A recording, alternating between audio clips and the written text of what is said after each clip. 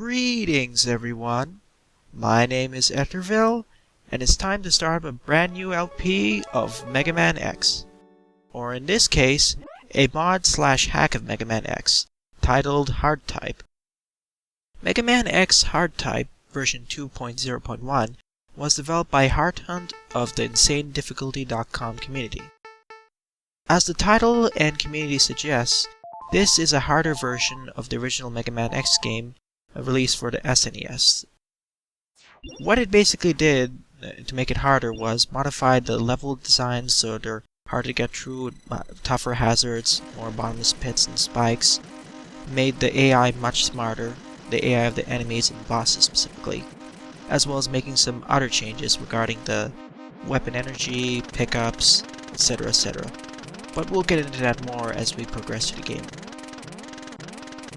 Here in the opening scenes, Hart-Hunt is basically explaining what the differences are. But as it strongly suggests, always be prepared for everything. Leave feedback at its forum, and never underestimate what this game will throw at you. I highly recommend you always be prepared for a lot of deaths and failures in your first few playthroughs. I can say right in advance, this game stresses quick reaction times a lot. So be prepared for quite a bit of not really unfair platforming or enemies, you just need to be able to react fast enough. Time for some minor control editing, and then it's time to start up the game.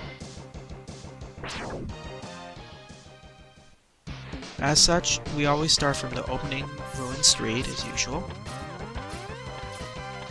But the first major change we see here is that the road is broken, and now we have a spiky coming at us much faster as well as a gunvolt, as well as these crushers. As we can immediately see right here, this game is a little bit tougher in the sense that there are a lot more bottomless pits than before. And if you didn't react fast enough, you can actually get all the ground destroyed by all those crushers, meaning that you'd fall into the pit as you wouldn't have enough clearance to jump over. And here we're introduced to fighting gunvolts while sliding off of walls, which was never really in the original game.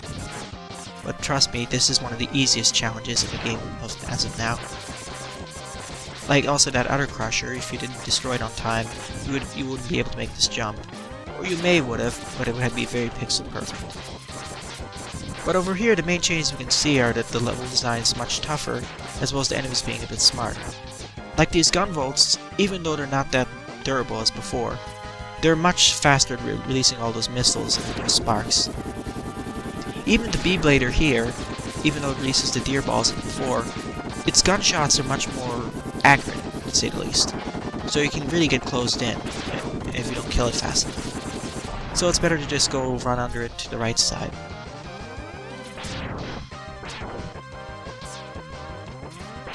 Here's another of those B-Bladers, a bit tougher as it fires a lot more missiles.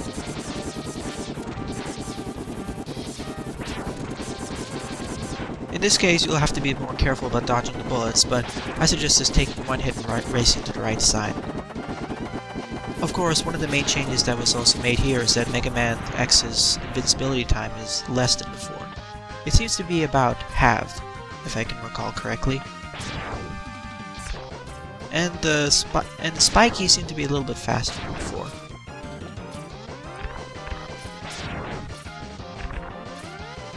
These bees aren't too much of an issue, but the jammingers, aka those floating faces, they're much more annoying in this game. Mainly because they seem to be much more aggressive and faster while chasing you down. Not really faster, but more aggressive and annoying. But they're a lot more dangerous in later parts with a lot more spikes and whatnot.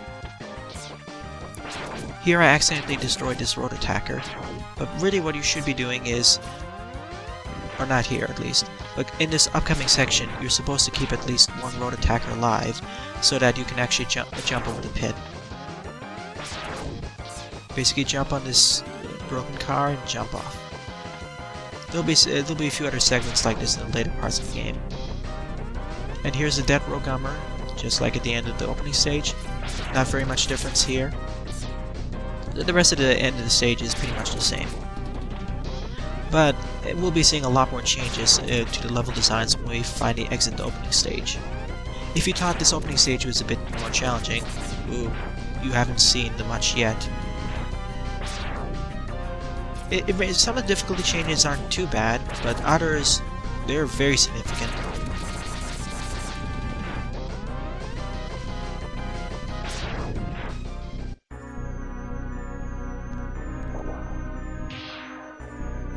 And here's Vile in his ride armor. Pretty much no change to the original fight, so it's unwinnable as usual.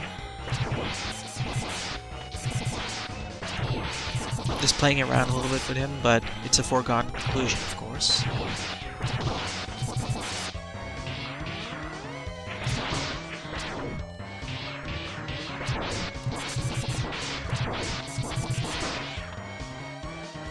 Even though I was able to force him to jump backwards, in the second encounter you can actually die, but I'll get into that more.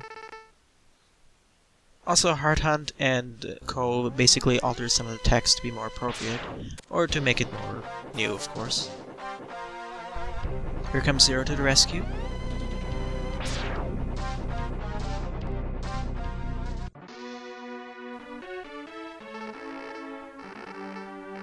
His normal talk.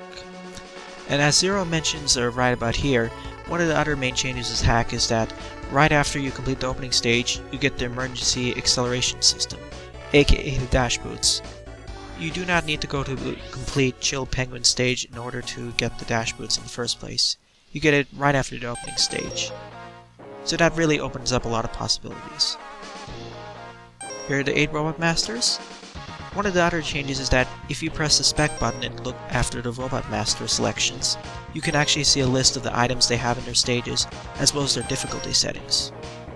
If you're a newcomer player, I strongly suggest going after the Novice difficulty settings, as the hard, especially the insane difficulty enemies, or Mavericks, they're very challenging to face off as a newbie, or with barely any life ups. I strongly suggest going after Storm Eagle or Sting Chameleon first, but in favor of getting all the items in the most optimal fashion, I went after Boomer Kuwanger first. Technically, you can go to Storm Eagle stage first instead, and then go to Boomer Kuwanger stage later, and still have all the items, but I decided to take the more difficult route. We have the dash boots here, and here are all the spikes. The spikes aren't instant dead in this game, or this mod specifically, but they take 16 points of damage per hit, so at this point, because I only have 16 bars of health, it's instant death. But once I get the armor upgrade, or at least 1 life up, and I'm at full health, it won't be instant death.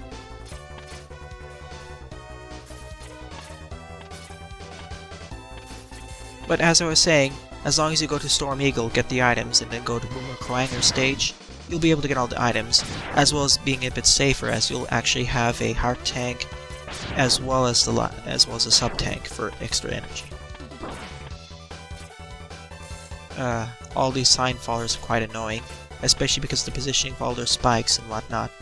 They're a lot faster at firing the lasers as well. And the position of all these mega tortoises is very annoying as well. Especially considering that all enemies have also gotten a damage buff in this game. Well, most enemies. Not all of them, but it's significant enough to make a point. Especially considering that the rooms are a lot more cramped, and with all the spikes, you can easily kill yourself or take a huge amount of damage.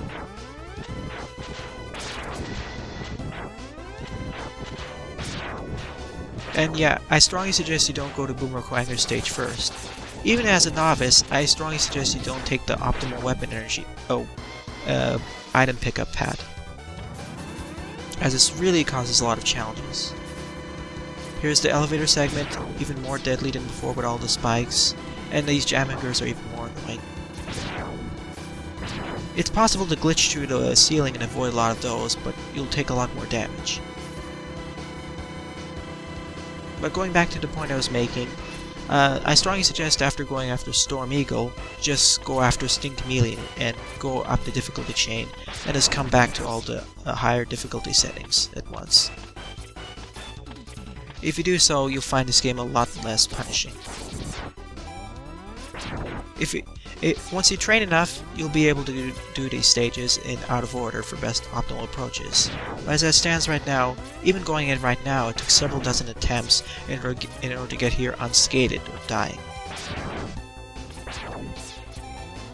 Boomer Kuwanger stage is one of these stages where the difficulty comes from the stage itself as well as the upgraded boss.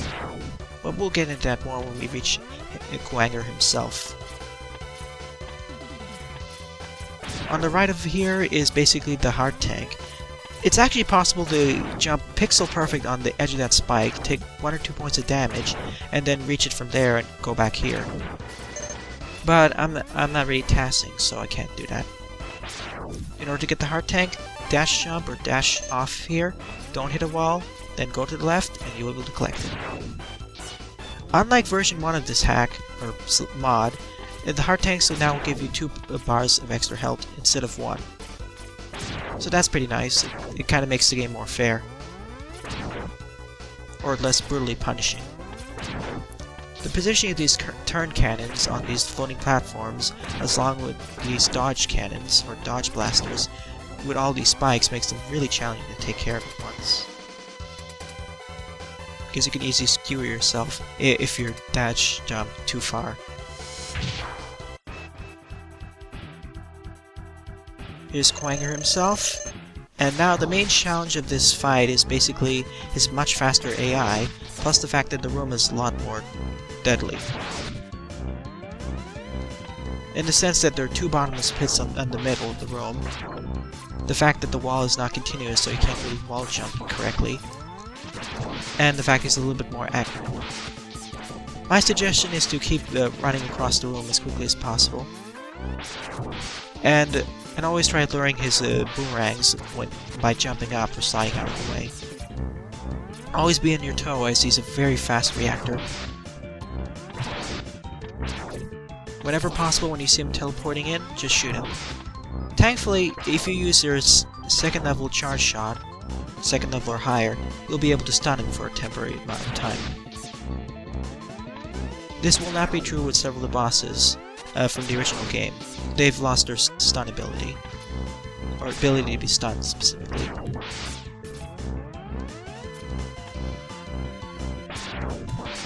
And this fight took several dozen attempts by itself, where half of my retries went. But if you persevere, you should be able to defeat him. This perfect run took so many attempts to get working, either from falling the bottomless pit or getting hit by him. So I strongly suggest you go after him until you get a few Hart tanks, or at least his weakness. With that out of the way, we got the boomerang cutter, as well as all the items in the stage. In the next part, I'll be going after 2 more Mavericks, collecting their items, as well as explaining more of how the difficulty is derived from this hack. Thanks for watching, and have a nice day! Toodles!